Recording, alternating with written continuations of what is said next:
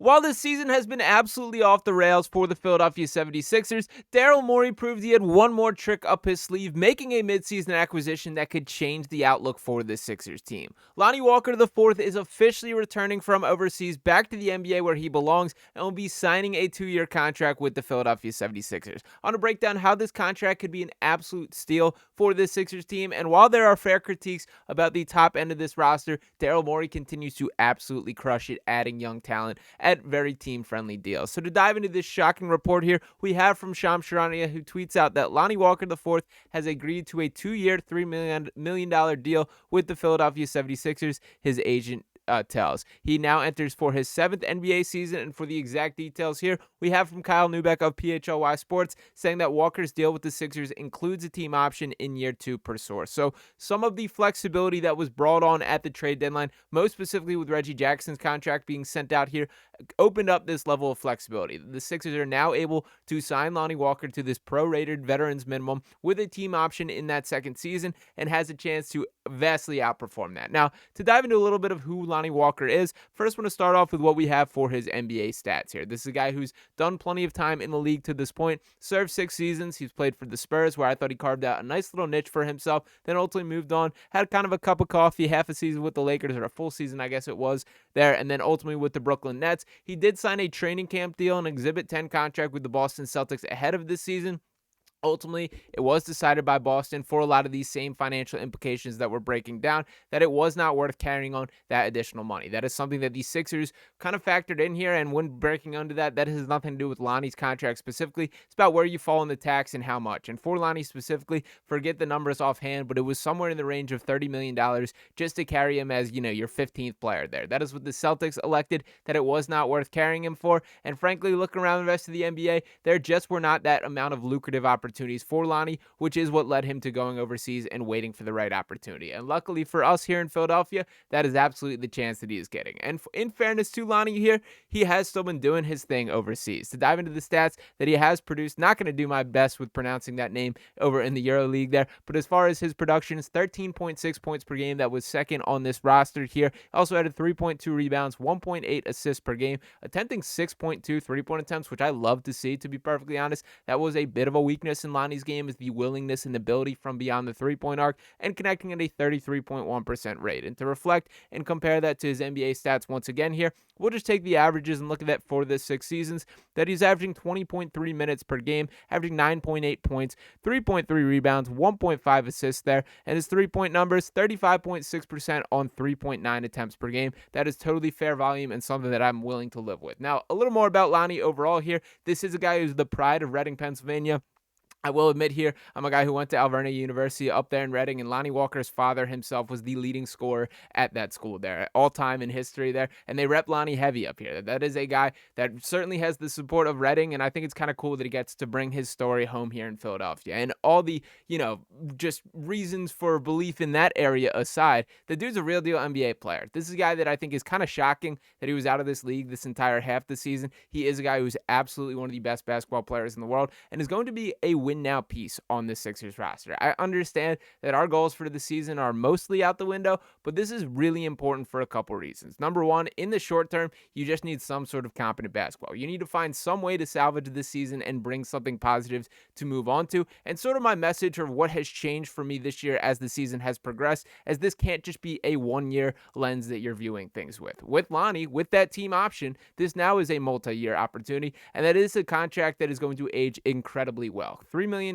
is insane value for a guy who very likely could be plugged into the Sixers starting lineup, depending on how Nick Nurse feels about the matchups, how things fit. And I do love this kind of trend that Daryl Morey is leaning on for having this amount of athleticism, this amount of youth, and that's something that the Sixers organization has been starved from. So in the short term, I do think he impacts this team. At the minimum, they're going to be a bit more watchable. This is a guy who can create off the dribble, hit three-pointers, defend at a fairly high level, and he is just kind of that archetype of two-guard that they really seem to be collecting now. now. Quentin Grimes, another player sort of cut from that mold. And when kind of looking ahead, you can see this injection of new life that is coming forth here. And kind of a couple names that pop out. Obviously, we know what we have in Tyrese Maxey, who has risen to the clear-cut face of the franchise. Jared McCain, who I think very likely could be joining that discussion as soon as next season once he gets back on his feet and returning to the 100% version of himself. Jared Butler, another guy I'm really high on and very excited to see him with a legitimate NBA opportunity for really the first time in his career. Thought he's been impressive in the brief sample size that we've seen from him thus far. Quentin Grimes, another guy who sort of has not found his footing in the NBA to this point, but the skill set is there and he has opened some eyes with his recent level of play. Add Lonnie Walker to the mix, and that's not even including names like Justin Edwards, who's clearly carving out a role for himself on this Sixers team. I get he's more of a wing than a guard, which is what, shout out to Trill Bro Dude who's tweeting this out, kind of the breakdown, but I think that is important to note, that for Daryl Morey specifically, it does feel like there's been a bit of a step back to go a couple steps forward next year. I'm not here to pound the table and tell you that the Sixers are ready to contend for a championship now. But what I do see is the vision moving forward, that there has been more attention to detail as far as collecting guys that can continue to grow. Lonnie Walker, at his age, at his status, and the track record that he has, the path that he's been put on for his career, I think there's going to be a chance in which he's going to be really hungry for and ready to make the most of it here. For Lonnie Walker in particular, this is not something that you're going to take this chance for granted. You were just out of the league playing overseas just days ago, probably this morning, to be perfectly honest, when breaking down his outlook. So glad that he did ultimately get out of that contract. This was the final day before he had that NBA buyout, so the Sixers had to act now. And I will note once again with the flexibility, that was really important to them. They did want to stay under the tax, and they still accomplished that while adding an improved talent. I will look you right in the eye right now and say that Lonnie Walker 1,000% impacts the Sixers team more positively than Reggie Jackson would have, and that's essentially the trade that was brought on in addition to all the draft picks that were exchanged.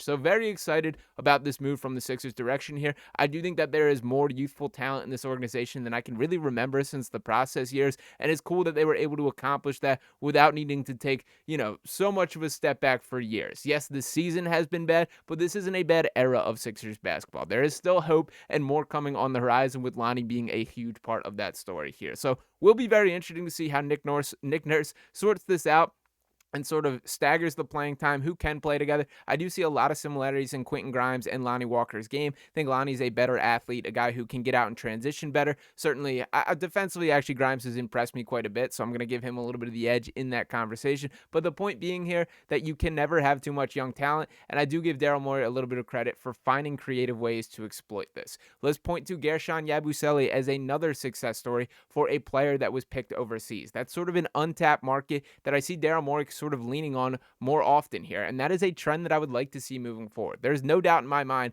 that there are more stories like Gershon Yabusele and like Lonnie Walker, who did not pan out in their first run in the NBA and are hungry for a second chance. I think Lonnie's going to absolutely eat this up and take every opportunity to make his impact felt and prove that he belongs in the NBA, because he absolutely does to this point. We've seen Yabusele basically go around that same arc to the point where the priority at the trade deadline for the Sixers team was finding ways to make sure that guy stays with the franchise.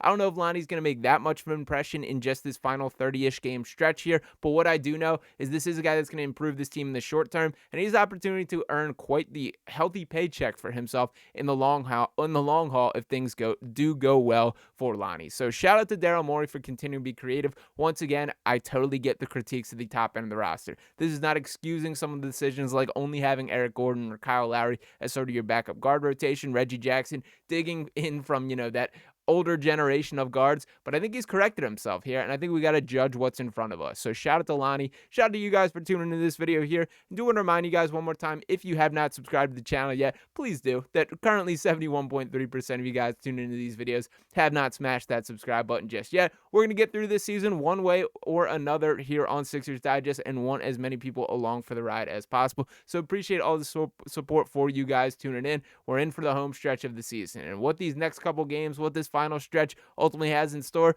we will find out, but want every one of you along with the ride. So let me know your thoughts on the Lonnie Walker signing. Are you as gassed up about it as me? Like I said, I think there's a pretty likely world in which this guy is the starting shooting guard for the remainder of the season. Will be interesting how, everything is structured and divvied out between him, Grimes, Butler, and all the other names, but these are good names that Daryl Morey is adding. These aren't just nobodies that you throw away for half a season. These are pieces of the puzzle that they're evaluating how significant they can be moving forward. How much of a key part of their franchise can they be? be when looking at the long-term vision for surrounding guys like Jared McCain, like Tyrese Maxey, for whatever's left of Paul George and Joel Embiid there. So there will be an interesting crossroads discussion coming this summer, but for the short term, we're going to celebrate adding real deal NBA talent with basically no cap penalties and finding a way to inject a little bit of life into this Sixers organization. So once again, shout out to you guys to tune into this video here. Appreciate each and every one of you guys. Make sure you're smashing that subscribe button if you have not just yet. Drop a like on this video. We'll be back talking with you next time right here on Sixers Digest. Peace.